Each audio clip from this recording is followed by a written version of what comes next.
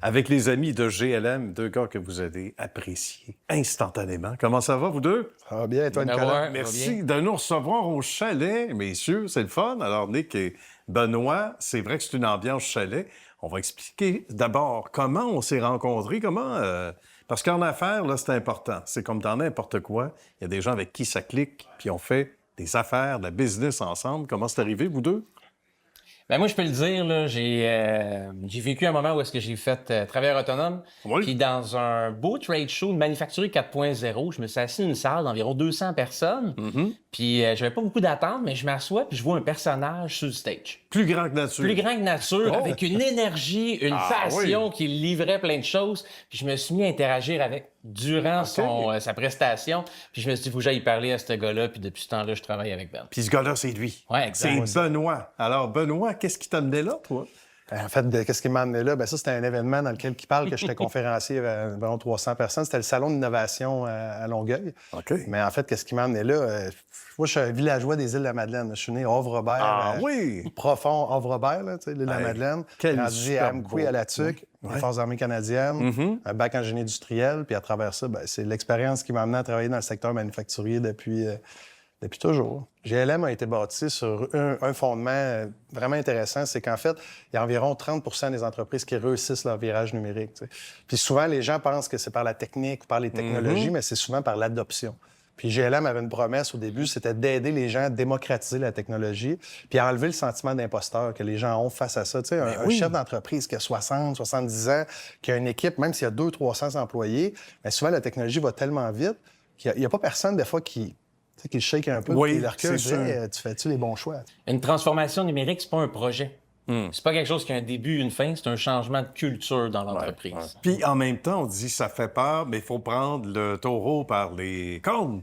Ouais, pas les... Le bœuf par les cornes. Ouais. Et ça, est-ce que c'est ça qui est le plus difficile à faire comprendre ou c'est de s'asseoir dans les bureaux des personnes qui sont décideurs? C'est ça qui est l'obstacle premier? En fait, il faut peut-être? crever un abcès. Là. Souvent, Oui. les gens magasinent technologie comme on magasine à l'épicerie. Là. Ah Puis oui. la réalité, c'est faut que tu changes tes comportements, faut que tu changes ton modèle d'affaires, faut que tu t'adaptes à une nouvelle industrie et non de numériser ce que tu fais déjà.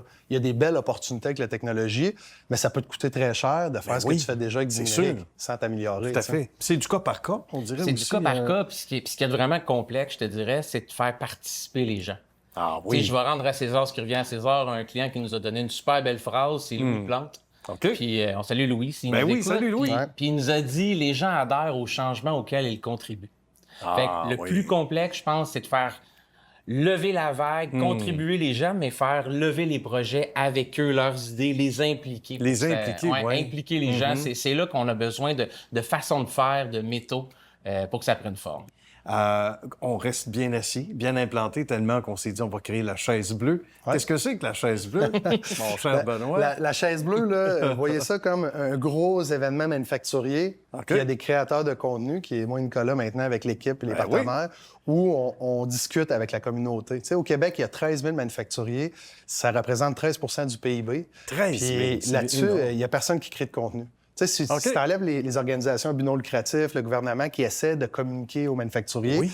on a pris la place de la création de contenu. Fait que, tu sais, présentement, on se déplace en Allemagne. On est allé 2 fois à Toronto dans le dernier temps. On va aller Aller des en congrès à Floride l'été Montréal. prochain. On vient capturer les moments de veille, capturer les moments de partage entre les manufacturiers et la technologie. Puis le but, c'est de démocratiser, donner accès à ces gens-là.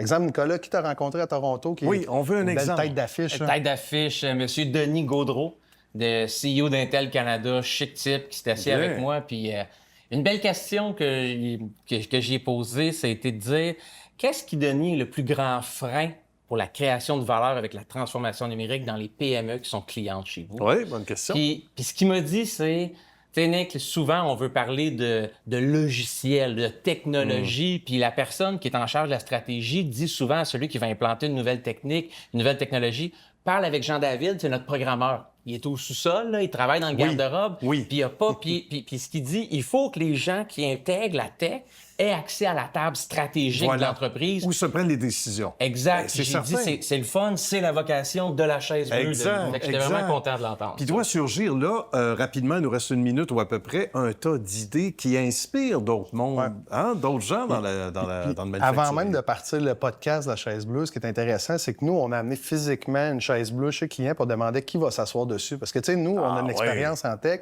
mais c'est pas nous qui allons faire les changements au quotidien. Il faut l'adopter, tu sais. Et qui s'assoit là, d'habitude? Bien, il faut que ce soit un pilote de la transformation numérique qui n'a pas la meilleure expertise en technologie, mais qui est capable de mener de front avec de la rigueur, avec du suivi, avec des bons outils de gestion de projet, un projet d'amélioration continue qui tient compte de la technologie puis qui est attaché à la stratégie de l'entreprise. Souvent, c'est 2 silos.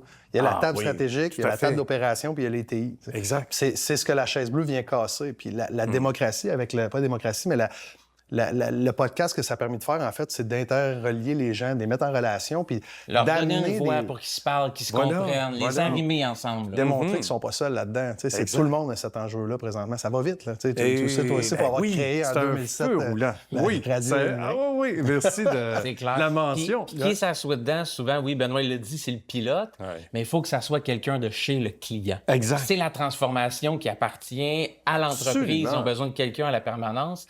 Puis ce qu'on souhaite avec ça, c'est de créer une fonction dans l'entreprise. Créer de la transversalité, ça fait de la valeur, fait que c'est une fonction de transformation à l'ère du numérique, dans le plaisir. Bravo. Et dans le plaisir, on n'oublie pas ça. Ben, vous en avez comme ça du plaisir à offrir à un tas de gens. On invite les gens à leur tour à aller faire un tour justement sur le site web d'abord et avant tout pour en savoir davantage, les gens concernés également. Merci beaucoup à vous deux. Merci, Nick et Benoît, c'était un grand plaisir.